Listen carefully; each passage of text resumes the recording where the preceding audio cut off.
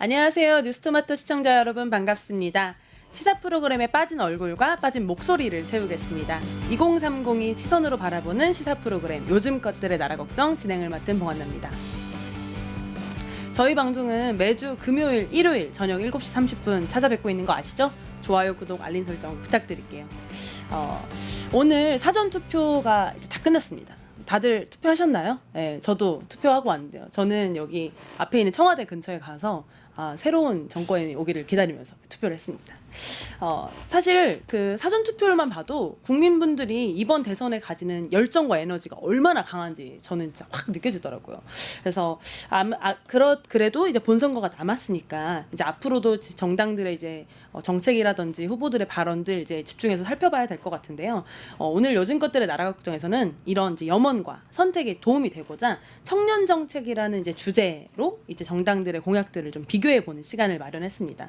그래서 각 당이 청년들을 위해서 어떤 정책을 내놓았는지 좀 조목조목 따져도 보고 정말 필요한데 이런 거 왜 안 했지 하는 공약들도 좀 얘기해 보는 시간 마련했습니다. 그리고 이제 바로 이어질 헛소리 금지 구역에서는 대선 토론 다 보셨죠? 깜짝 놀랄 만한 발언들과 얘기들이 좀 난무했고 사실 그 발언이 아니더라도 너무 네거티브가 난무해서 이게 3차 토론회가 뭐 네거티브가 주제인 건지 알 수가 없을 정도였는데요.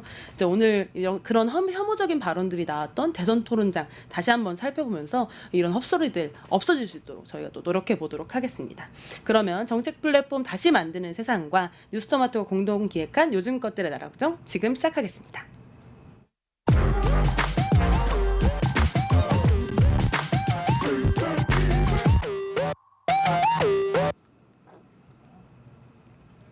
네, 요즘 것들의 나라 걱정 첫 번째 시간은 헛소리 금지 구역인데요. 정치권의 말장난과 무책임을 조목조목 짚어보는 순서입니다. 오늘 두 분의 패널분 모셨는데요. 임규희, 신윤정 두 분과 함께하겠습니다. 안녕하세요. 안녕하세요. 임규희님부터 자기소개 부탁드리겠습니다. 네, 안녕하십니까. 저는 인하대학교에 재학 중이며 지금 더불어민주당 인천광역시당 대학생위원장 임규희라고 합니다. 근데 저희가 방송 시작하기 전에 패널분들이랑 이렇게 대화를 나누는데 네. 규희님 좀 긴장하신 것 같아요. 네. 그래서 보시는 시청자분들께서도 좀 응원의 메시지를 남겨주시면 제가 규희님께 전달드리겠습니다. 지금 규희님 계속 긴장하고 계시다면 다 시청자 때문이다. 뭐 이런 말씀 좀 드리면서요. 네, 또 자기소개 부탁드리겠습니다. 네, 전 더불어민주당 전국 대학생위원회 부위원장이자 전주시 의원으로 일하고 있는 신유정입니다. 두 분 너무나 반갑습니다. 또 아시는지 모르겠지만 또 제 고향이 전주거든요. 그래서 또 개인적으로 전주를 좋아하는데 전주 사람들이 또 얼굴 좀 좋아요. 네, 기본적으로 좀 호상이고, 네, 또 그렇습니다. 이거 딱 보세요. 음식 맛의 고장이어서. 인천은 안 좋나요? 인천이요? 네. 인천 좋죠. 견주가 더 좋다. 네. 그럼 또 인천 기회 왔으니까 또 인천 자랑 한번 해주시면. 일단 저희 인천에는 바다가 있고요. 네. 바다가 있고. 죄송한데. 인천시장 대학생위원장 이거. 음식도 맛있고요. 예. 일단 정이 넘칩니다. 임규희님 있는 게 자랑이죠. 아니 제가 해드릴게요. 제가 또 이제 인천 간석동에 잠시 또 거주했었는데 인천 또 글로벌 도시죠. 그렇죠. 대한민국에 들어오는 모든 길이 인천으로 하는 오레이즈인 인천 아니겠습니까? 맞습니다. 그래서 글로벌 시대로 가기 위해서는 인천이 더욱더 발전하고 해야 되는 거 아니겠습니까? 맞습니다. 어떻게 제가 대학생위원장 어떻게? 제가 승계가 제 자리 어떻게? 지금, 위험해졌나요? 밑에. 하지만 괜찮습니다. 전 대학생이 아니니까. 그래서 오늘 헛소리 금지 구역 한번 이어가 보려고 하는데요. 오늘의 주제 사실 인트로의 이런 밝은 분위기와는 다르게 토론회는 상당히 끔찍하고 별로 안 좋은 이야기들이 가득했는데요. 사실 이 토론회가 이제 3차까지 이어지면서 세 번째 이제 토론회에서 이뤄졌던 일인데 사실 이 대선이 고조되면 고조될수록 후보들을 알고 싶으니까 3차 토론회야말로 진짜 많은 분들이 집에서 가족분들이랑 지상파로 시청하는 시간이었을 것 같아요. 근데 공중파 발언에서 이런 얘기가 나와? 다들 보시면서 이제 깜짝 놀랐던 이제 순간들이 있었을 것 같아요. 보시면은 이제 3차 토론회에서 권영국 민주노동당 후보에게 이준석 후보가 질문했습니다. 어떤 사람이 여성에 대해서 얘기할 때 여성의 성기에 뭐뭐뭐뭐뭐뭐 제가 차마 제 입으로도 담을 수가 없어. 시청자 여러분들께서도 좀 별로 들어봤자 뭐 좋지 않으실 것 같아서 이런 얘기를 이제 했습니다. 그랬더니 권영국 후보가 너무 이제 놀라면서 지금 내가 들은 말이지 무슨 말이지? 그러나 이제 토론회 답은 해야 되니까 당연히 여성 혐오적 발언이다라고 얘기를 했어요. 근데 토론회를 진행하는 그 순간 각 후보자들 그리고 심지어 지켜보는 시청자들조차도 저 사람이 지금 무슨 얘기하는 거지? 이런 얘기를 들었었어요. 끝난 다음에 진짜 굉장히 놀라야 됐죠. 두 분은 이번에 이준석 후보의 이런 발언들 어떻게 보셨어요? 저는 굉장히 문제라고 생각이 들고요. 그러니까 사실 저도 그때 좀 유세를 하고 있어서 라이브로는 못 들었는데 끝나고 영상 보면서 저는 진짜 잘못 보는 줄 알았어요. 진짜 잘못 들은 줄 알았는데, 그러니까 저는 이때가 3번의 토론 중에 가장 시청률이랑 점유율이 높았거든요. 그러니까 그만큼 많은 국민들이 보고 있는 데서 그렇게 이야기하는 거는 도대체 말하고 싶은 게 무엇이 있었는지 모르겠지만 표현적으로는 굉장히 잘못된 걸 생각합니다. 어떻게 보셨어요? 일단은 본인을 어필해야 되는 자리에서 그런 여성 혐오에 대한 말을 한 게 의원이 맞나 싶었고요. 그리고 약간 중요한 국가적인 과제를 논의해야 될 자리잖아요. 근데 그런 토론회에서 약간 스스로 약간 표를 깎아내린 게 아닌가 싶습니다. 아, 너무 맞는 말씀이세요. 사실 이 3차 토론의 주제가 외교 안보 토론회였거든요. 네. 그래서 사실은 외교 안보를 얘기해야 되는데 솔직히 제가 다시 이름 매겨보면 3차 토론의 주제는 네거티브가 아니었나? 할 정도로 너무 심각한 네거티브들이 많이 있었던 것 같아요. 시청자분들 중에 지금 철님께서 지금 진행되고는 대한민국의 민주주의에 여성분들의 힘이 최소한 과반 이상이라는 것에 남자로서 감사드린다. 그러니까 사실은 이런 말씀 왜 해주시는 거겠어요? 그 토론회에서 있었던 너무 여성 혐오적 발언들이 여성 유권자들에게 상처가 되고 이런 민주주의의 어떤 꽃인 이 전장에서 이제 어떻게 보면 그런 말들이 나온 거에 대해서 우리 시청자분께서 이렇게 얘기해 주신 게 아닌가 그런 생각을 합니다. 근데 이후에 이준석 후보의 태도가 방송 끝나고 난 다음에 이준석 후보의 태도가 저는 좀 상당히 놀라운데요. 시청자 여러분 보시는 것처럼 이준석 내 질문에 혐오 없다. 허위 사실 강력 대응. 저는 가끔 그런 생각 들어요. 이준석 후보는 무엇과 싸우는 걸까? 그는 지금 누구랑 싸우는 거죠? 지금 왜 저러시는 거예요? 저도 궁금해서 여쭤보고 싶습니다. 대체 왜 그러시는 아니, 건지. 저는 국민들과 싸우고 있는 것 같습니다. 그러니까 사실 대선 후보라고 한다면 대선 후보는 어떤 자리죠? 대선 후보? 당연히 표현을 조심하고 모두의 공감을 받을 수 있는 이야기를 좀 할 수 있는 사람이어야 되잖아요. 그러니까 그게 아예 기본적인 태도가 안 된 거라고 봅니다. 네. 그래서 사실 저희가 뭐 이제 이런 방송에서 대놓고 할 얘기는 아니지만 이준석 후보가 특정 커뮤니티의 무슨 대리인처럼 커뮤니티적 발언을 하는 후보다 이런 얘기가 종종 있었어요. 근데 그럼에도 불구하고 그가 토론회에서 이런 발언을 할 거라고는 저는 솔직히 상상 못했거든요. 이런 발언을 한 동기가 뭐였을까요? 본인의 표를 힘을 얻고자 약간 이재명 후보를 깎아내리고자 얘기를 한 거겠지만 제가 봤을 때는 본인이 너무 공인으로서의 책임을 다하지 못한 것 같습니다. 아, 그러니까. 제 생각엔 조급함이 조급함. 있었고, 어쨌든 지지율이 좀 조금씩 올라가고 있는 듯한 이게 있었으니까 여기에 조금 더 자신감을 얻어서 여기서 조금 더 내 표를 많이 얻어와야겠다라는 거에서 좀 그렇게 자극적인 표현을 일부러 쓰지 않아라는 생각이 들어요. 저희 또 시청자 이경숙님께서 이 사기 정치하는 어떻게 이 나무젓가락, 쇠젓가락 이런 젓가락이란 단어를 실제로 이제 거론하면서 그렇게 할 수 있냐 이런 말을 해주셨어요.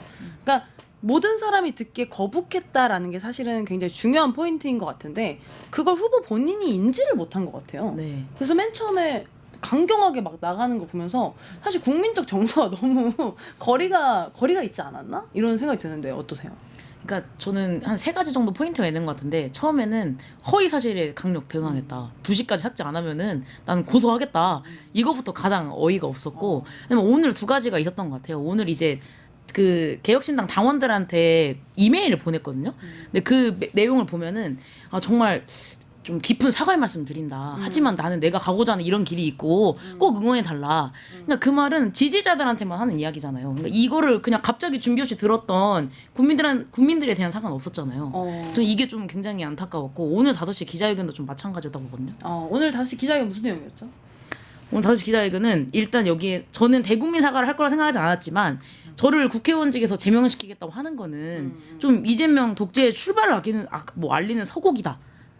이렇게 이야기를 하면서 저는 죽지 않겠다. 맞서 싸우겠다. 여기서도 또 싸우겠다 했습니다. 그러니까 토론회에서 있었던 이제 발언들을 두고 네. 너무 이제 국민적 충격이 크니까 아니 의원으로서 어떻게 저런 말을 할 수 있지 하면서 이제 의회에 있는 이제 동료 의원들 이제 민주당 의원들이 이제 이준석 후보를 징계해야 된다 하면서 이제 입법을 이제 준비한 건데요. 그거에 대해서 이준석이 아 이거 독재다. 네. 뭐 이런 식의 이제 발언했어요. 그러니까 제가 보기엔 아직도 그는 어디에 있는 것인가? 우리가 지금 같은 테이블에서 같은 주제를 놓고 논의하는 게 맞나? 이런 생각이 들어서 아 이분이 지금 이렇게 국민들과 생각이 다른데 어떻게 대통령을 하겠다고 나왔지? 뭐좀 이런 생각이 좀 많이 들었던 것 같아요. 근데 사실 이준석 후보의 이런 혐오적 발언은 뭐 사실 오늘 어제 얘기가 아니잖아요. 맞습니다. 네.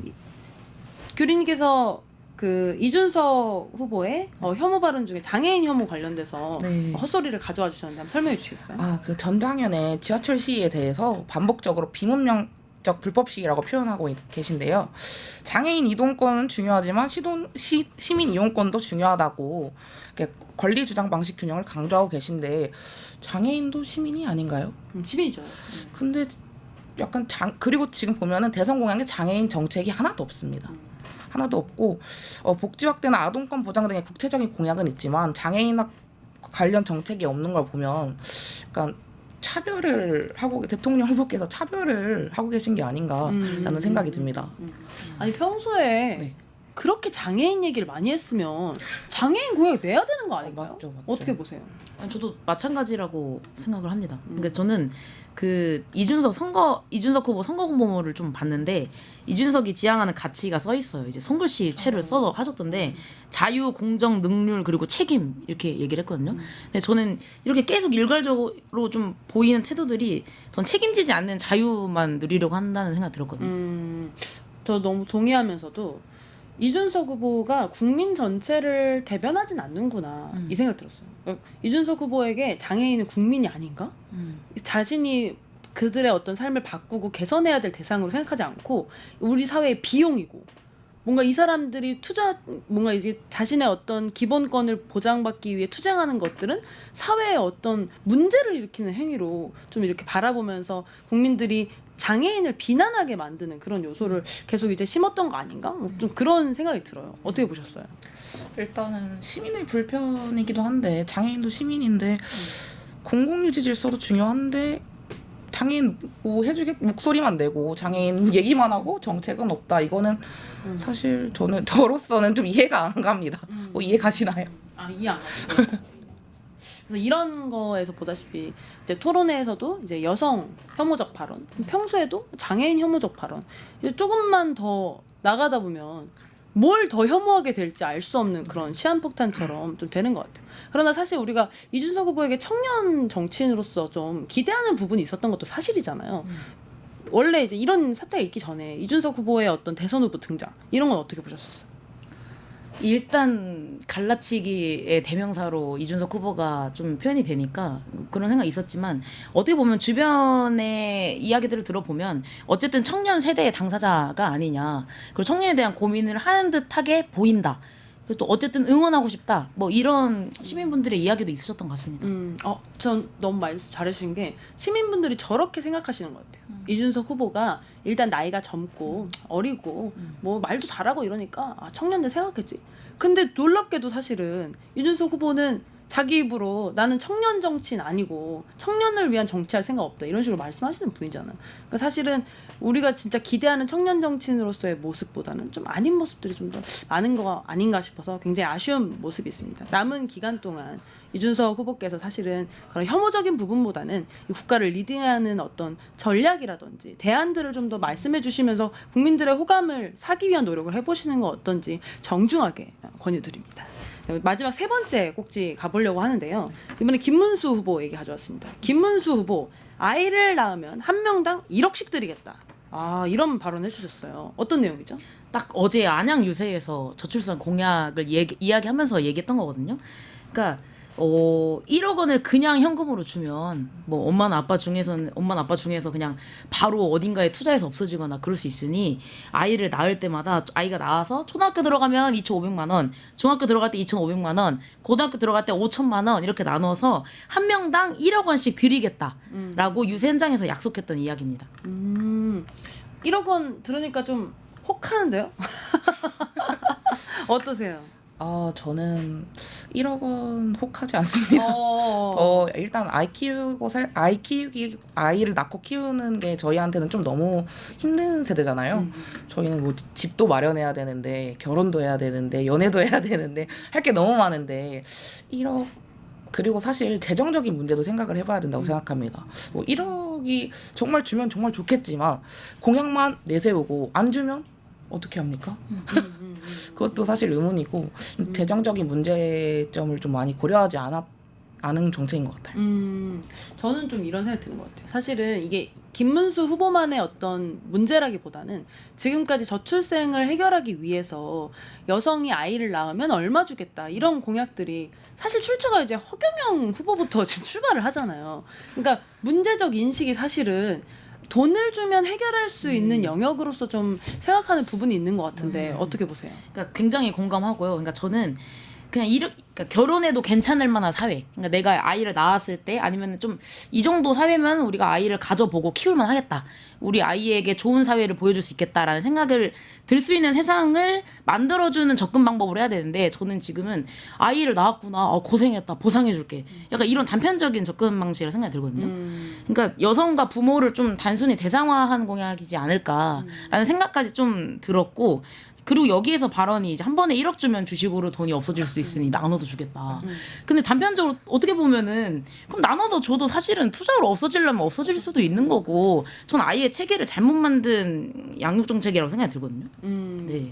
너무나 맞는 말씀이시고 또 전 좀 김문수 후보에게 이런 질문도 좀 드려보고 싶어요. 만약에 아이 한 명당 1억 드리겠다고 하면은 모든 사람들이 돈에 혹해서 뭐 4명, 6명씩 낳는 사회를 바라시는 건가? 그러니까 김문수 후보가 생각하시는 이 아이를 낳고 우리나라에 사람이 많아지는 방식이 돈을 받고 싶어서 아이를 낳는 세상을 바라시는 건가? 그래서 사실은 좀 이제 이런 저출생이라든지 이런 사회 구조에 대한 좀 문제인식이 너무 옛날스럽다? 그러니까 나이가 있으셔서 그런지 모르겠지만 사회 분석이 좀 아쉽다는 생각이 드는데 어떠셔요? 네, 맞습니다. 사실 뭐 저희가 여자분들께서 아이를 낳는 뭐 기계는 아니잖아요. 당연한 건데 당연히 아닌데 뭔가 돈을 낳으면 주겠다. 아기를 낳으면 돈을 주겠다. 약간 이런 거는 너무 금전적으로만 약간 해결을 하려고 하는 것 같아서 저출산 문제로 다가가야 되는데 돈을 주겠다. 무조건 돈만 주겠다. 약간 이런 문제는 좀 아닌 것 같다고 생각합니다.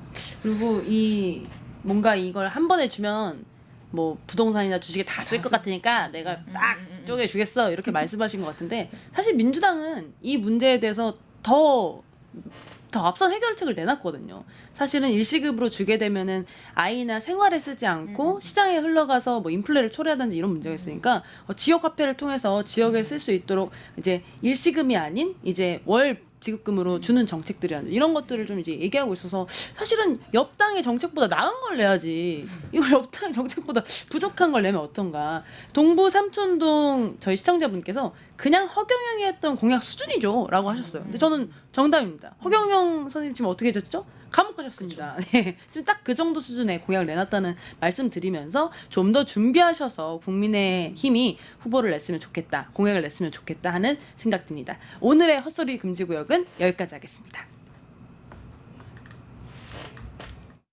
뉴스토마토 대선 특집 내란 끝장쇼. 뉴스토마토에서 6.3 대통령 선거의 개표 공개 방송에 구독자 여러분을 초대합니다. 내란 속의 윤석열의 파면으로 헌정 사상 최초의 6월 장미 대선이 펼쳐지는 가운데 과연 21대 대통령은 누가 될 것인가? 역사적인 순간에 뉴스토마토의 알찬 뉴스 콘텐츠와 풍성한 즐길거리를 모두 모아 준비했습니다. 6월 3일 오후 6시 이 토마토 빌딩 지하 1층 토마토홀에서 펼쳐지는 역사적인 순간. 뉴스토마토 대선 특집 내란 끝장쇼. 여러분의 많은 관심과 참여 바랍니다.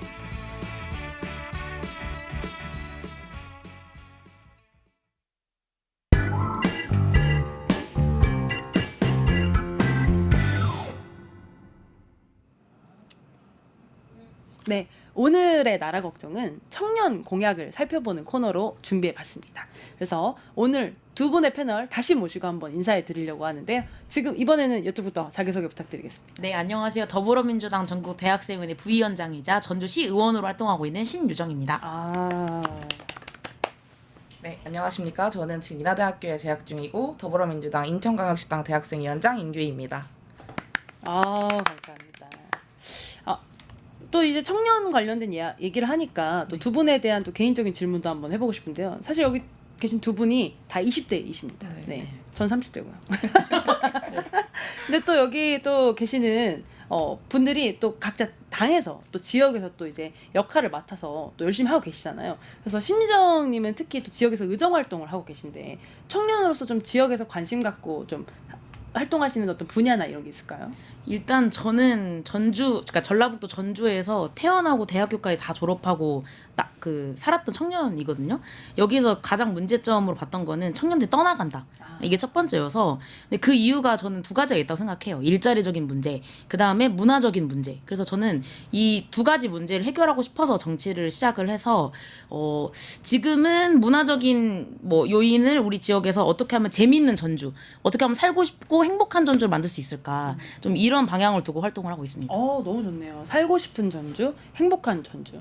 그럼 좀 더 날카로운 질문 드리면 네. 저번 방송에서 이제 나왔던 얘기들이 지방을 사실은 이제 중앙에서 좀 특화해서 살려보고자 특성 산업단지들을 이제 만들잖아요. 근데 이제 대부분 이제 제조업 중심의 이제 일자리가 있다 보니까 사실은 이제 남녀 차별적인 그런 거라기보다는 제조업에는 아무래도 남성분들이 근무하는 이제 부분이 많다 보니까 여성들이 할 수 있는 일자리가 없다. 그리고 제조업은 보통 이과가 가니까 문과가 할 수 있는 일자리가 없다. 그래서 지역에서 살기가 어렵다. 이런 말도 있더라고요. 그래서 전주에서는 이런 여성과 문과 관련된 일자리들 어떻게 좀 해결하고자 하는 노력들이 있을까요? 전주는 대한민국 문화도시라고 문체부에서 지정하는 게 있는데 최근에 지정을 받았거든요. 그래서 저희는 그 팔복동 예전 오래된 산단이 있는데 여기에 문화를 녹여보자라는 시도를 올해부터 하고 있어서 문화랑 관광 그리고 음식 관광에 관한 부분들을 좀 일자리로 풀어보고 있습니다. 네. 그러니까 굴뚝 없는 공장을 만들겠다. 네, 이게 저희의 포부입니다. 제가 이렇게 준비되지 않은 질문을 했는데도 불구하고 막 이렇게 착착 나오는 거 보니 역시 전주시 의회의 수준이 높다는 걸 또 알 수 있는 것 같습니다. 당연히 물어볼 거 알고 계셨죠? 너무 긴장하신 것 같은데. 인천에서 대학생위원회 활동하고 계시잖아요. 네네네. 인천시 대학생위원회 주요 활동 혹시 소개 한번 해주시면. 저희는 지금 일단 저희 인천 대학생위원회는 일단 봉사활동이나 의정활동에 되게 관심도 많고요. 일단 간담회 같은 것도 많이 참석하고 있고요. 토론회, 정치적 문제나 요즘 극우화 이슈도 있고 연금 개혁 이슈도 되게 많잖아요. 청년 연장이라든지 청년들이 약간 집중하고 약간 청년들이 요즘 이슈화되는 청년들이 관심 있어야 할 만한 것들에 대해서 많이 연구하고 있습니다. 너무 좋네요. 네. 사실은 인천이 청년이 늘어나는 도시 중에 사실 몇 없는 청년이 늘어나는 도시 중에 하나 아닌가요? 네, 청년이 늘어나곤 있지만 그래도 아직까지는 어르신들이 더 많기 때문에 네, 좀 제가 봤을 때는 저희 청년들보다는 어르신들을 위한 좀 정책 같은 게 더 많은 것 같다고 좀 저는 생각이 듭니다. 그렇군요. 네. 그런 부분들 또 대학생위원회에서 또 챙겨서 또 하실 거잖아요. 네, 그렇습니다. 또 너무 든든합니다. 이렇게 두 분께서 또 지역에서 너무 활동 많이 해주고 계신데요. 이런 두 분과 오늘 각 당의 청년 공약들에 대해서 한번 살펴보고자 합니다. 저희가 첫 번째로 좀 살펴볼 공약은 사실 요즘 세상에 가장 큰 문제, 바로 집 문제죠. 청년분들이 가장 어렵다, 힘들다 하는 얘기가 바로 이 집 문제인 것 같은데요. 사진 한 장 띄워주시면 각 세 당의 그 주거 공약들을 이제 좀 간략하게 좀 표현을 해봤는데요. 이거 어떤 공약들일까요? 일단 좀 간략하게 설명을 드리자면 민주당은 좀 공공주택이나 월세 지원을 좀 확대하는 방향으로 그러니까 공약을 내놨거든요. 예를 들면 성동구랑 한양대가 한국토지주택공사랑 협업해서 지은 한양대 밤각 기숙사가 있어요. 이런 걸 좀 확대하겠다. 그 다음에 여기에 적혀 있는 거 말고는 또 지자체별로 1인 가구에 대한 주거지원센터를 설립을 해서 좀 정보 제공을 강화하겠다. 그 다음에 생애 첫 독립하는 1인 가구에 맞춤형 정보를 제공하겠다. 근데 원룸이나 오피스텔이 사실은 관리비가 되게 깜깜이라고 말하기도 하잖아요. 그래서 이런 것들을 좀 방지하겠다. 그러니까 실제 월세 세액공제나 이런 데는 관리비가 들어가지 않으니까 이런 것들을 좀 우리가 좀 선제적으로 대응하겠다라는 이슈들이 주로 있습니다. 근데 방금 말씀해주신 거에서 공감 가는 부분이 많은 것 같아요. 왜냐면은 서울 오피스텔 사시는 분들은 다 아시지만 오피스텔 관리비가 진짜 비싸요. 기본 10은 합니다. 나에게 뭘 해주길래 10을 가져가지? 이제 이런 생각을. 사실 속으로는 월세를 올리면 이게 거래가 잘 안 되니까 약간 애매한 관리비로 지금 이걸 하는 거 아닌가 이런 생각이 들었는데 이런 공약이 나오면은 상당히 좋은 것 같아요. 네. 또 다른 당의 또 공약들도 있는 것 같은데 한번 해주시겠어요? 네. 일단 국민의힘 같은 경우에는 그 대학가 반값 월세존 지원을 주거시설 확대를 얘기를 하고 얘기를 하고 있고요. 그다음 청년 전월세 보증금 지원 확대 및 공공임대주택을 제공하려고 하고자 합니다. 개혁신당 같은 경우에는 이제 뭐 59형 네, 주택 대폭 공급 확대하고자 합니다. 사실 지금까지의 어떤 국민 평수, 국평이라고 하는 아파트 사이즈가 이제 8호 미만, 8호제곱미터 미만 사이즈였는데 5구 사이즈로 이제 어떻게 보면 이제 24평형 정도 되는 이제 그런 아파트를 좀 대폭 공급하겠다. 근데 사실 개혁신당이 내놓은 이 정책은 좀 청년 정책은 아닌 것 같아요. 그냥 땅이 없어서 지금 사이즈를 줄이겠다는 그런 정책인가? 좀 그런 생각이 드네요. 직장인의 수요 응답형 공급을 활성화하고 신혼 청년 노인 가구에 범용적으로 대응하겠다. 범용적으로 대응하겠다는 정책인가요? 아니, 굉장히 포괄적인 용어죠. 사실은 공약으로 내놓을 정도는 아닌 것 같고요. 여기 댓글에 변하연님께서 인천 서구 오피스텔 보증금 못해도 5,600만 원 필요하다 이런 상황이다 이런 말씀 공유해 주셨는데요. 말씀해 주신 것처럼 이제 정말 전세 사기가 워낙 심하다 보니까 이제 좀 월세로 좀 많이 돌아선 것 같아요. 주변 어떠세요? 일단은 저희 인천시의 위출구가 전세 사기가 좀 많이 심각했거든요. 지금도 물론 아직 해결되지 못하고 있고요. 그리고 제 친구들 중에서도 지금 전세 사기를 당한 친구들도 있어요. 있고 근데도 불구하고 월세 매달 월세가 솔직히 너무 비싸잖아요. 저희 2030 사회초년생 분들이 월급이 얼마나 됩니까? 근데 거기에 일부가 거의 주거비로 나가게 되면 너무 힘든 상황인데도 월세로 가려고 하지만 그래도 전세를 더 아직은 선호하는 것 같은데 또 전세 사기 때문에 약간 비등비등한 것 같습니다. 근데 말씀해주신 게 너무 맞는 말인 것 같아요. 이제 전세를 하고 싶지만 사기당할까 두렵고 울며 겨자 먹기로 이제 월세를 하려니까 너무 비싸고 그래서 두려워도 전세를 좀 선택해야 되나 이런 상황에 놓인 것 같은데 지금 나온 이제 당들의 이제 정책을 봤을 때 월세를 이제 세액공제를 이제 확대해주겠다, 무주택 청년 가구들에게 월세 지원을 이제 확대하겠다, 뭐 이런 정책들을 통해서 어떻게 보면 청년분들이 월세를 이제 사는 데 있어서 부담이 좀 경감될 수 있지 않나 뭐 이런 생각도 들어요. 근데 두 분께서는 이제 이런 새 당의 이제 주거 정책을 보면서 이런 정책은 좀 좋고 이런 정책은 좀 아쉽다 이런 부분이 있어요. 저는 아까 얘기했던 것처럼 좀 관리비 개선하겠다. 이거는 좀 저도 느끼고 있는 부분이어서 전월세로 사는 청년들이 느끼는 문제점을 좀 반영한 것 같다. 그리고 전 당사자성이 있는지여서는 모르겠지만 1인 가구거든요. 1인 가구에 대해서 고민을 깊이 한 게 전 민주당 정책인 것 같아서 1인 가구에 대한 고민이 보여서 그게 좀 좋았고요. 아쉬운 점이 그러니까 바라는 점이 또 있어요. 그러니까 작년 12월에 저희가 그 청년 월세 지원 사업이 있거든요. 근데 이게 정부에서 수요료 예측을 굉장히 잘못했어요. 그래서 12월 달에 지원금이 끊길 뻔한 적이 있어요. 실제 끊긴 곳들도 있고. 그래서 어쨌든 월세 지원을 확대한다고 하면 이러한 수요 예측을 굉장히 잘 해서 받고 있는 청년들이 안정적으로 계속 지원받을 수 있도록 이런 거에 대한 추계는 좀 굉장히 분석적으로 해야 될 필요가 있는 것 같아요. 받다 끊기게 하지 말고 네. 줄 거면 또 지원은 또 확실하게 해서 좀 주거 그쵸. 안정성을 유지해서 좋겠다. 네. 너무나 좋은 말씀이세요. 또 주거 정책에서 어떤 거 좀 좋고 좀 부족하다고 느끼셨어요? 일단은 다양한 주거 형태로 약간 지원하려고 하는 거는 좋은데 저도 이제 신유정 의원님 말씀에 동의를 하는 게 정말 계속 정책에 지원을 해주면 좋은데 이게 정말 받다가 끊기면 줬다 뺏는 것도 아니고 이거 약간 이거를 믿고 저희도 저축을 할 거 아니에요? 저축을 하고 목표를 세울 텐데 이거를 믿고 이제 제가 돈을 납부하고 있었는데도 불구하고 갑자기 끊겨버린다면 저희 생계에도 좀 큰 문제가 되기 때문에 좀 정확하게 실행했으면 좋겠어요. 사실 해놓은 공약들이 다 필요한 공약들이죠. 네. 사실은 이제 지금 워낙 주거 문제가 심각하기 때문에 여기서 뭐 빼야 된다 필요 없는 공약이라기보단 말씀하신 대로 반대로 혜택 받아야 될 사람이 너무 많으니까 추계도 좀 제대로 하고 지속적으로도 좀 해주고 좀 장기적으로 쭉 끌고 나갔으면 좋겠다. 뭐 이런 말씀이신 것 같아요. 근데 아까 국민의힘 공약 중에 청년 결혼 333이라는 이제 공약이 있는데요. 이 공약 조금 설명드리면 결혼 후 3년간 주거 지원을 해주고 첫 자녀 출산 시 추가로 3년 연장해주고 둘째 자녀를 출산 시 또 다시 3년을 연장해주는. 그러니까 아이를 2명 낳으면 9년까지 지원을 받을 수 있도록 하는 게 이제 주요 이제 골자입니다.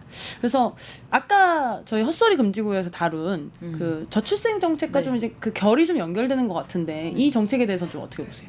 그러니까 어떻게 보면 좀 주기별로 고려를 했다라고 보일 수도 있는 것 같은데 저는 아까 그 아이 낳으면 1억 주겠다라는 것과 마찬가지로 그러니까 조금 더 단편적인 게 아니라 이렇게 좀 거시적인 관점에서 봤으면 좋겠어요. 그러니까 이런 주거비 정책 지원도 당연히 현실적으로 중요하지만 이런 것들 말고도 좀 정말 아이를 낳으려면은 어떤 것들이 해결돼야 되는지 그냥 저는 이런 거에 대한 고민이 국민의힘이 더 했으면 좋겠거든요.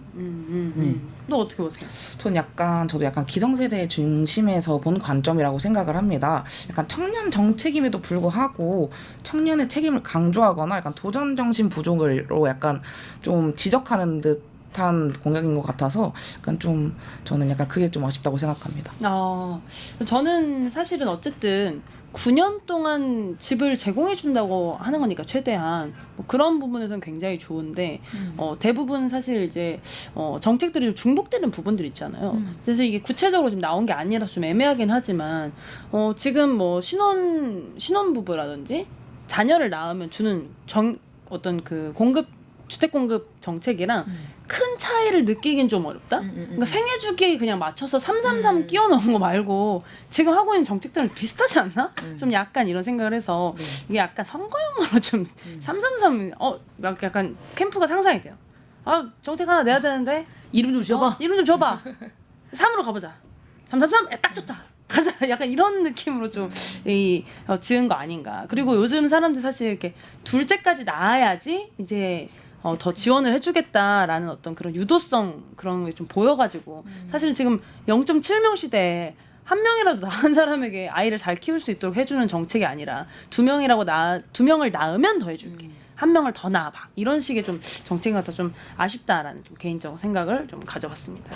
그러면 이제 저희 두 번째 공약으로 좀 가보려고 하는데요. 두 번째 공약은 노동복지 공약입니다. 그래서 각 당의 노동복지 공약 사진 하나 띄워주시면 좋을 것 같은데요. 이것도 한번 설명해 주시겠어요? 이것도 제가 먼저 말씀을 좀 드리면 그러니까 여기에는 꼭 청년에게만 해당되는 내용이 아니라 뭐 중소기업에 일하는 사람들 아니면은 뭐 플랫폼 노동을 하는 사람들 이렇게 전반적으로 해당이 되는 내용들도 있긴 하거든요. 뭐 주 4.5일제 단계적 도입이라든지 아니면은 뭐 과로사 예방 위한 휴식시간 제도 도입이나 특수고용직이나 플랫폼 노동자 고용보험 확대 적용. 그다음에 어쨌든 워라벨이 사실은 굉장히 예전부터 키워드로 많이 떠올랐기 때문에 이런 것들을 지원해주겠다라는 정책에서 국민휴가 지원 3종 세트 이런 게 있었고요. 기본소득이나 뭐 미래적금 같은 경우는 또 규희 위원장님이 말씀 주시면 좋을 것 같습니다. 일단 청년 미래적금 시즌2 도입이 있는데 일단 청년들은 자산도 모아야 되잖아요. 청년 자산 형성에 약간 국가가 약간 시드머니를 약간 도와주겠다. 시드머니를 너희가 모을 수 있는데 도와주겠다라는 약간 장기적인 자산 형성에 약간 실질적인 도움이 되는 공약이 있습니다. 제가 국민의힘이랑 개혁신당도 제가 같이 말씀드리면 국민의힘은 청년 일자리 확대 및 근로환경 개선, 창업지원, 중소기업 취업장려, 대학생, 대학원생 생활비 대출 확대, 청년 문화 예술 패스 사용처 및 대상 확대 이렇게 공약이 있었고요. 개혁신당에서는 든든 출발 자금 대출 이렇게 해서 고졸 이하의 청년 이상 그러니까 고졸 이하의 청년에게 최대 5천만 원을 연 1.7% 저리로 이제 빌려주겠다. 국민연금을 이제 확정교형 DC라고 하죠. DC 구조로 이제 전환해서 좀 더 이제 안정적으로 갈 수 있게 하고 최저임금 및 법인세 지방 분권화 그리고 최저임금 기준을 30% 이제 위로 올리든 아래로 올리든 하는 권한을 지자체에게 주겠다. 뭐 이런 공약들이 이제 주로 있었습니다. 여기서 좀 이제 눈에 띄는 좋은 것 같다는 공약 있어요? 안 좋은 걸 먼저 얘기하려고 했는데. 안 좋은 거 먼저 얘기해 주세요. 아니요, 그냥 일단은 그 좋은 여기에 게 안 보이나요? 아니요 여기에 적힌 거 말고도 네. 일단 좋은 거를 좀 말씀드리고 싶은 게 제가 관심 있게 봤던 끊긴 중단 사업이 있었어요.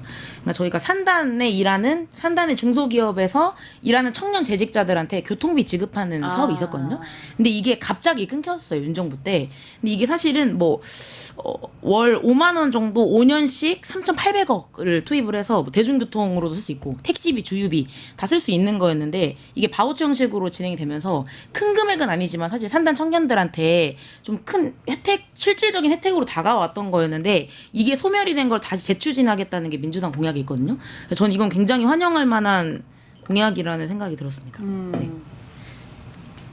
어떤 공약들이 좀 좋으셨어요? 저는 일단 자산을 형성할 수 있는 게 전 제일 좋았다고 생각하고 일단 저는 청년이 미래적금 투 제도를 도입한다는 게 저는 큰 약간 좀 심리적인 안정감이 드는 약간 공약이라고 생각합니다. 돈을 약간 저 혼자 모으기에는 너무 벅차거든요. 제가 혼자 모아서 집을 살 수 있나? 라는 생각이 정말 너무 많이 들기 때문에 제가 약간 적금을 드는데 약간 국가에서 어느 정도 약간 지원을 해줘서 함께 약간 너의 시드를 모으는데 도움을 해주겠다. 그러면 그것만큼 사실 기쁜 게 없거든요. 그리고 금융치료만큼 좋은 게 없잖아요. 마지막에 진짜 딱 마음이 와닿는데 금융치료만큼 좋은 게 없다. 근데 사실 말씀해주신 것처럼 요즘 월급 차이도 있지만 자산 차이도 심하잖아요. 그러니까 월급 차이는 어떻게 보면은 대기업 다니는 친구가 한 5, 6, 700 벌고 중소기업 다니는 친구가 2, 3, 400 벌면 그 사이 간극은 200, 300인데 자산 격차는 나는 빚이 있는데 저 친구는 부모님에게 2억, 3억 받은 이 자산 격차는 메꿀 수가 없다는 어떤 그런 인식들이 굉장히 강한데 사실 이런 정책들이 청년들에게 기초 자산을 마련하게 해주는데 큰 도움이 될 것 같아서 사실 이런 거는 정당에 상관없이 굉장히 좋은 것 같아요. 근데 사실 논쟁적인 그 주제도 있는 것 같아요. 더불어민주당의 주 4.5일제 단계적으로 도입하겠다. 네. 이 부분에 대해서는 어떻게 보세요? 전 사실 그러니까 최소 휴식 시간 보장. 그러니까 그리고 또 OECD 국가랑 비교를 했을 때 저희의 노동시간이 굉장히 높고 이런 걸 해결하는 방안으로 저도 굉장히 환영하는 바인데 사실 단점은 이상적인 내용이잖아요, 사실. 그러니까 이거를 진짜 어떻게 실현할 수 있을지에 대해서 국민들이 공감할 수 있어야 된다고 생각하거든요. 근데 이거에 대한 구체적인 방안이나 이런 게 사실은 조금 약한 것 같아서 저는 이거를 우리는 이렇게 자세하게 이러한 플랜으로 주기를 가면서 실현하겠다. 이걸 좀 보여줘야 될 것 같아요. 앞으로 보여줘야 될 부분은 있다. 네. 너무 맞는 말씀이세요. 네, 맞습니다. 일단은 4.5일제를 도입한다고 해도 대기업이나 공공기관에서는 우선적으로 도입해서 진행을 할 수 있겠지만 중소기업 같은 경우에는 도입을 할 수가 없는 거의 불가능할 수도 있기 때문에 그런 구체적인 방안을 마련해 주셔서 약간 정말 국민들에게 설득을 시킨다든지 아니면 중소기업도 할 수 있다라는 걸 보여주시든지 약간 그런 식으로 가야 될 것 같습니다. 저도 두 분 말씀에 되게 동의하는데요. 4.5는 어떻게 보면은 9호? 우리 사회가 앞으로 언젠가는 도달해야 될 목표입니다라고 하는 것 같아서 사실 정책 공약으로서는 조금 아쉬운 부분이 있다라는 생각도 솔직히 들고 지금 한국 경제가 굉장히 좋지 않은 특히 이제 다른 선진국 나라에 비해서도 더 안 좋은 상황이다 보니까 기업을 경영하거나 하는 분들 입장에서는 아니 경기가 이렇게 안 좋은데 사람들 근무 시수를 줄이고 월급을 똑같이 주라는 게 지금 이게 가능하냐 이런 질문들도 하시는 것 같아요. 그래서 말씀하신 대로 우리나라가 노동 시간이 워낙 길다 보니까 노동 시간을 줄여가는 부분은 필요하면서도 이런 경제 상황에 맞춰서 어떻게 이런 이상적인 부분을 달성해 나갈 수 있는지에 대해서는 좀 더 사회적으로 좀 더 토론이 필요하지 않나 그런 생각도 좀 드는 것 같습니다. 저는 또 이제 국민의힘 정책에서 구체적으로 여기도 표현되진 않았지만 근로 환경을 개선해야 된다라는 이제 워딩이 있었는데 저는 여기에 상당히 좀 동의하거든요. 이제 제가 좀 느끼는 것 중에 하나가 사실 그냥 좋은 일자리는 근무 환경이 좋아요. 네, 대기업들은 탕비실만 봐도 과자도 10개씩 먹어도 아무도 뭐라고 안 하고. 근데 아시잖아요. 커뮤니티나 이런 데 보면은 정수기가 복지다. 네. 화장실이 남녀가 나눠져 있는 게 복지다. 이런 말이 있을 정도로. 그러니까 사실은 그 구직자가 가는 이 기업의 사이즈나 인원수에 따라서 근무 환경이라든지 시간 하다못해 화장실의 퀄리티까지 다른 게 지금 현실인데 이런 부분들 사실 월급을 높이긴 좀 어렵잖아요. 그래서 이런 부분들은 어떻게 보면 좀 더 조절해 볼 수 있는 영역인 것 같아요. 국가 차원에서. 그래서 이런 근로환경 개선 같은 경우는 다음에 어떤 정부가 되더라도 특히 중소기업들 중심으로 5인 미만 사업장 중심으로 근로환경을 개선해서 어느 회사에 들어가도 어떤 비슷한 수준의 근로환경을 가질 수 있는 그런 것들이 되면은 좋지 않을까? 또 그런 생각이 듭니다. 혹시 아쉽다 이런 정책이 있었을 텐데 없었다 이런 거 있어요? 저는 일단 지금 있는 공약 중에 좀 굉장히 공감이 안 되는 공약 하나 있거든요. 그러니까 이준석 후보가 지역별 최저임금 차등화 공약을 냈어요. 근데 저는 이게 제가 지역에 거주하는 청년 당사자로서 좀 지역에 거주하는 청년에 대한 이해도가 좀 부족한 정책이 아닌가, 좀 굉장히 편향된 정책이라 생각이 드는데, 예를 들면 이제 전국적으로 최저임금이 달라지는 거잖아요. 물론 지방의회 권한을 이양하는 거, 지방분권을 가져가는 사회에선 당연히 뭐 좋을 수도 있겠지만, 이건 지역에 있는 청년들이 지금 최저임금이 같은데도 이미 지역을 이탈하고, 어떻게 보면 지방소멸 관점에서 어떻게 지역 청년이 유입할 수 있을지를 논의를 해야 되는데 오히려 이탈을 꾀하는 정책인 것 같거든요. 그러니까 저는 이건 굉장히 좀 깊은 고려에서 나온 정책은 아닌 것 같다는 생각이 듭니다. 저는 오히려 좀 지역 쏠림 현상을 더 만들겠다라는 것처럼 저는 느껴져서 공감이 안 되는 정책인 것 같아요. 저도 말 하나 덧붙이면 아까 저출생이랑 비슷한 것 같아요. 지방이 30% 연봉을 더 주면 사람들이 올 거야. 어떤 그런 수준의 어떤 고민이 아닌가? 그런 생각이 들어요. 사실은 이제 지방에 계신 분들은 사실 일자리 수 자체도 굉장히 적고 일자리 질 자체도 적어서 사실은 이 최저임금을 30% 올린다고 그런 지금 겪고 계신 고민들이 해결되는 부분들은 아니거든요. 그럼 차라리 공약을 낸다고 했으면 차라리 중위임금을 높여주겠다. 그러니까 최저임금이 아니라 그런 식으로 오히려 갔으면 뭐 뭔가 논쟁적인 수는 있어도 호응이라도 있었을 텐데 최저임금을 건드려 사실 이거는 그냥 그러니까 어떻게 보면 편의점에서 지금 10,000원 받는 거 지방에서는 7,000원밖에 하겠다 이런 식으로밖에 국민들에게는 좀 들리지 않는 것 같아서 이런 부분이 좀 상당히 아쉬운 것 같아요. 근데 이제 개혁신당에서도 든든 출발자금 대출 이라는 게 있어요. 이것도 어떻게 보면 기초자산에 대한 영역인데 이 민주당과 좀 다른 지점은 여기는 대출을 해준다고 해요. 그래서 이런 정책은 또 어떻게 보세요? 저는 사실은 비상금 대출 같은 거는 필요하다고 생각을 해요. 그러니까 뭐 든든 출발 자금이 그 든든 학자금에서 좀 차용해서 나온 것 같은데, 그러니까 대학 미취학 청년들을 지원하겠다라는 내용이잖아요. 사실 좀 여기서 뭐 여행을 가거나 뭔가를 도전하거나 이런 걸 이런 거든 자유롭게 지원해주겠다고 했는데, 사실 부모나 지인의 도움을 받기 어려운 상황들 속에서 큰 병원비를 써야 할 수도 있고 뭐 보증금 지출할 수도 있고 크고 작은 돈이 필요할 경우들이 있는데, 이때 소액 대출이 사실은 경제적인 상황이 어려운 친구들한테 잘 안 나오니까 이런 거는 좀 가져가면 좋을 만한 공약이라는 생각이 개인적으로 들었습니다. 어떻게 보셨어요? 저는 일단 약간 심리적, 문화적 문제에 대한 약간 접근이 부족했다고 생각을 하거든요. M4 세대고 약간 청년 고립, 우울 등이 요즘 심각하잖아요. 근데 애초에 약간 그런 어려움 해소에 대한 언급은 없었고 단순히 약간 돈과 일자리에만 약간 문제가 아니냐라는 인식이 된 것 같아서 조금 아쉽다고 생각합니다. 저는 이걸 왜 고등학교 고졸 이하 청년에게만 했지? 좀 이런 생각도 좀 들었어요. 왜냐면은 어떻게 보면 모든 청년들이 그 자산 형성에 대한 어려움을 겪고 있기 때문에 말씀하신 것 같은 비상금 대출이 필요한 상황들이 있잖아요. 이거는 꼭 대학 안 간 친구들만 겪는 문제는 아닌데 왜 거기로 한정했을까? 오히려 대학을 진학하지 않고 고등학교로 출발하는 그런 분들에게는 오히려 일자리적인 차별에 대한 정책들이 더 필요한 거 아닌가? 저는 좀 그런 생각이 들어서 이런 고등학교를 졸업해도 고등학교 졸업하고 일자리를 가져도 차별받지 않는 정책들이 더 필요한 것이지 뭔가 타겟을 왜 이렇게 했지? 약간 이게 예산 때문에 그런가? 약간 저도 굉장히 궁금해서 찾아봤는데 이 이유가 이제 학자금 대학교를 진학한 청년들한테 학자금 대출이 있고 물론 다르지만 그러한 출발점에서 시작한 공약인 것 같더라고요. 개혁신당에서는. 그러니까 저는 제가 이 개혁신당의 정책 공약 정책을 보면서 느낀 점 하나는 청년에게 해당되는 공약이 별로 없어요. 그리고 일자리 정책이 그 이준석 후보가 대학교 방문했을 때 A4용지 2장에 대학생 공약도 없는데 왜 오세요? 이렇게 적혔던 거 있었잖아요. 저는 그거에 굉장히 공감을 하거든요.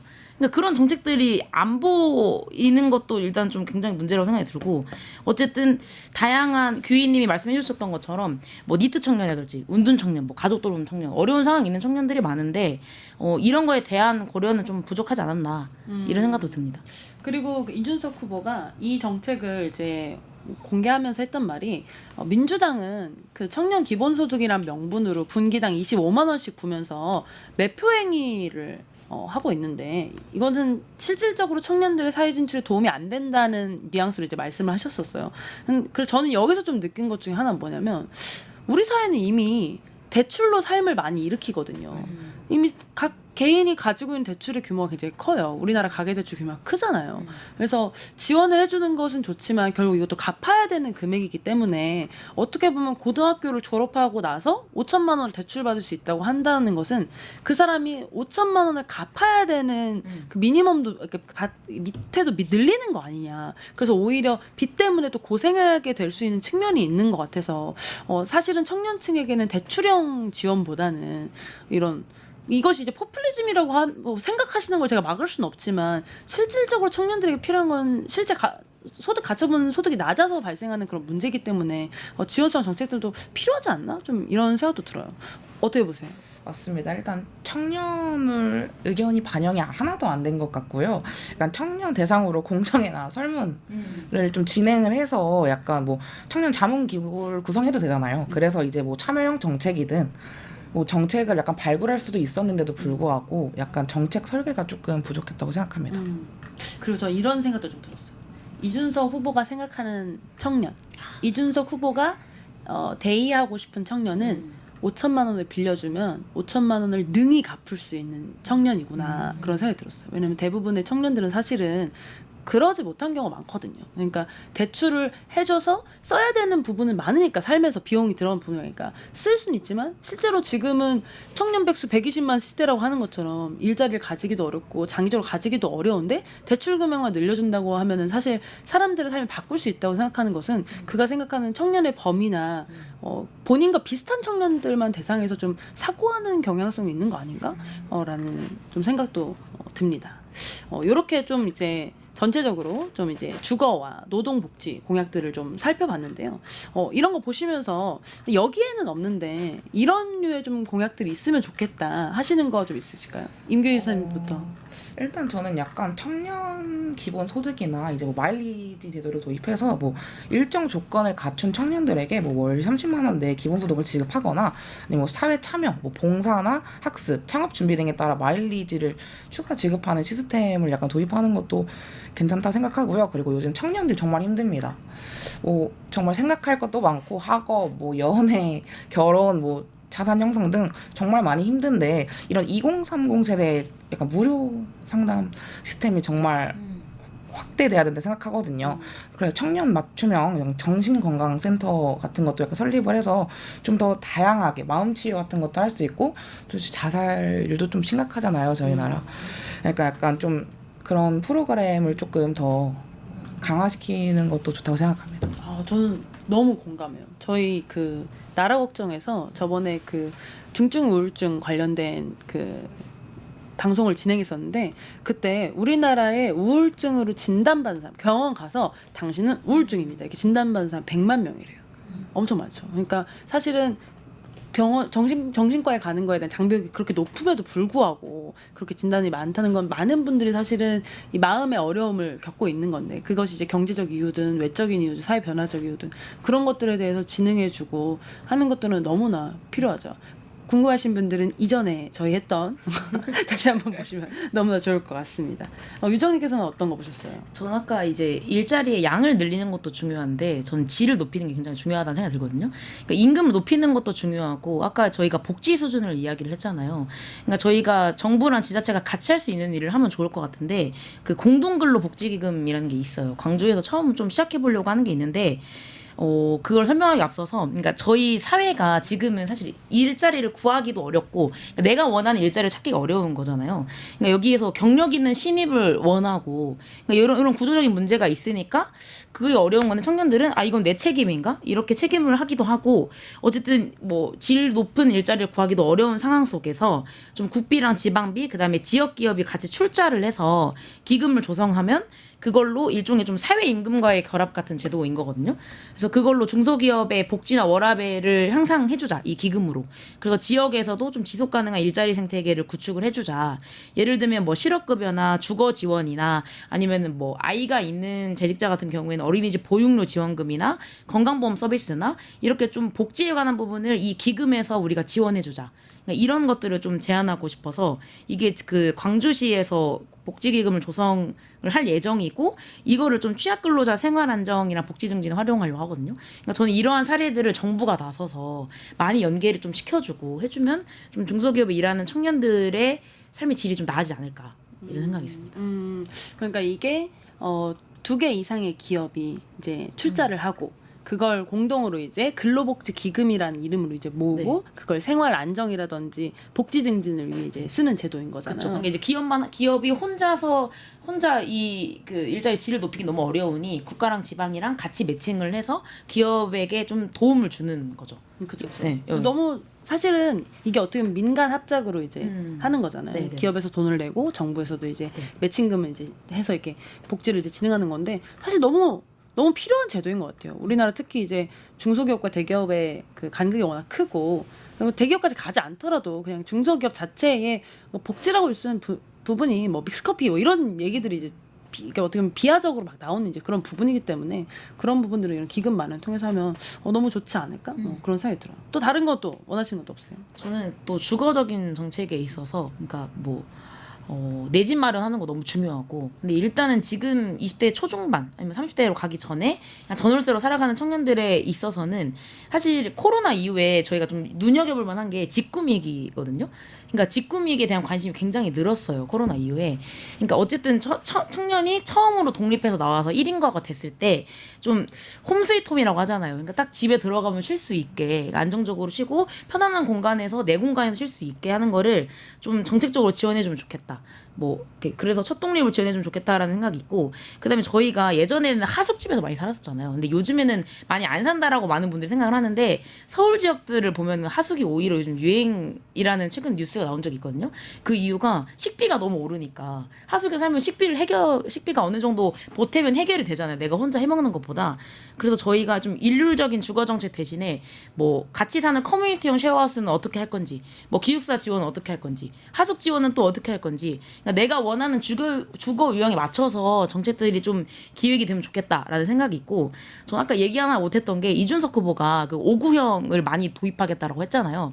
근데 사실 집은 크면 관리할 수 있을 정도면 사실은 좀 평수가 넓으면 넓을수록 삶의 질이 올라가는 측면이 있으니까, 저는 좀 구도심 주택 리모델링비를 지원해서 뭐 신도심뿐만 아니라 구도심에서도 조금 더 넓은 공간에서 좀 저렴한 비용으로 살 수 있게 구도심 활성화까지 좀 같이 가는 주거 정책이 있어야 되지 않을까라는 생각이 들었어요.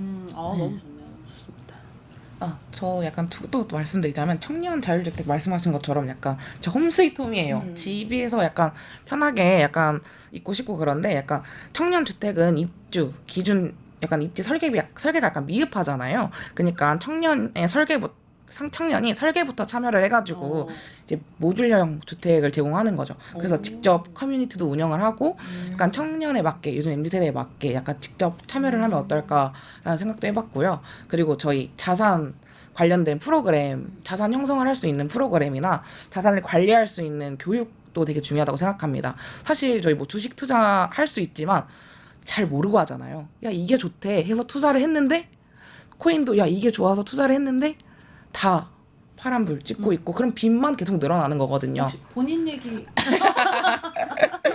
그렇기 때문에 약간 자산 형성에 대해서 약간 많은 약간 교육 같은 거를 조금 제공했으면 좋겠습니다. 너무 중요한 것 같아요. 사실 이게 요즘은 자산 재테크가 필수인 시대라고 된 것처럼 아니면은 내가 재테크를 안 해도 되는 세상을 만들어 주든지 그러면 그런 관점에서는 금융교육들 너무나 필요하다는 거 너무 동의합니다. 저도 또 하나 얘기하자면 지금까지는 주거 정책이 굉장히 공급형으로 갔던 것 같아요.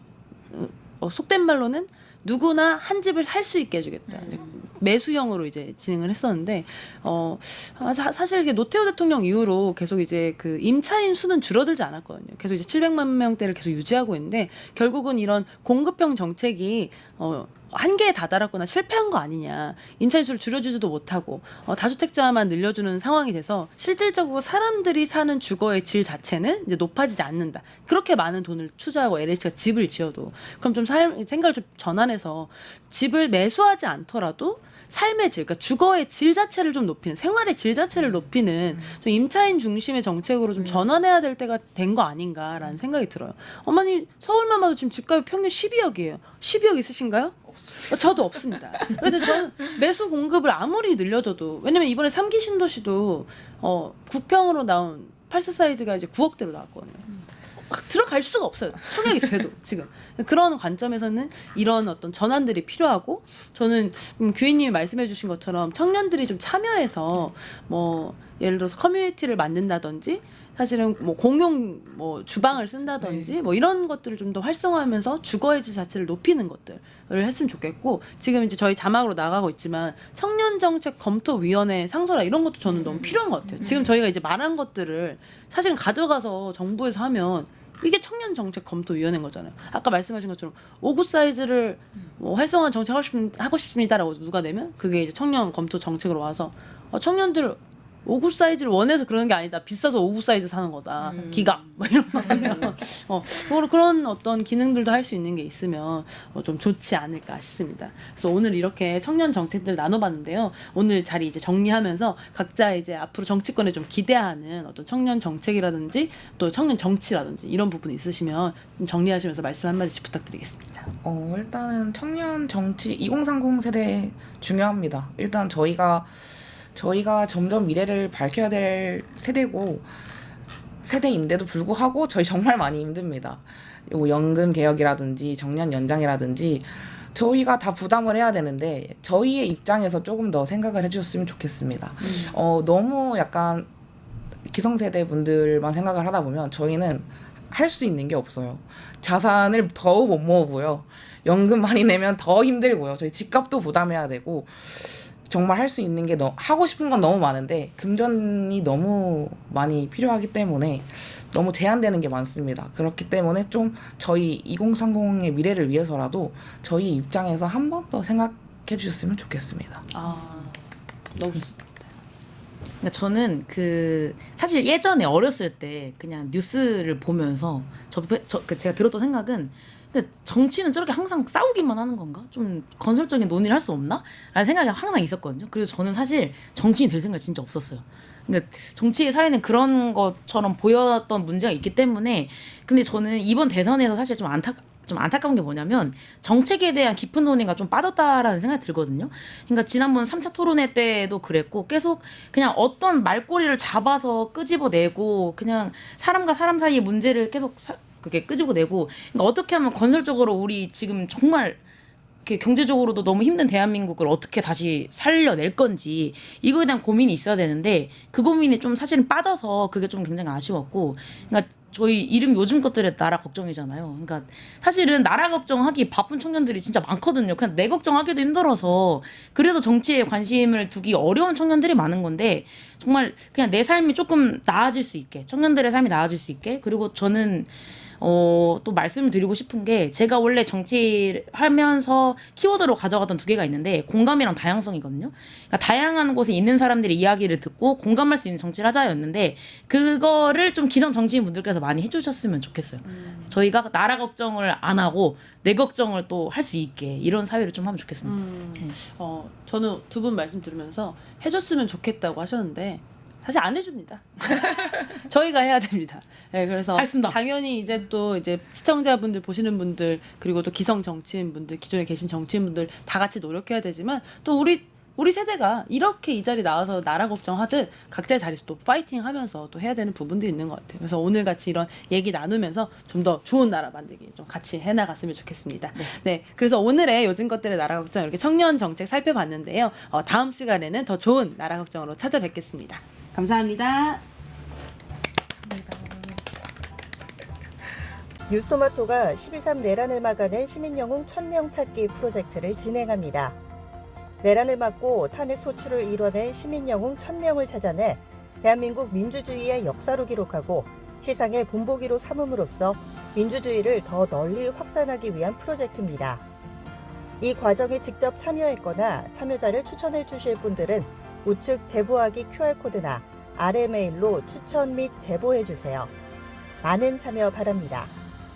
뉴스토마토와 함께해 주실 분들을 기다립니다.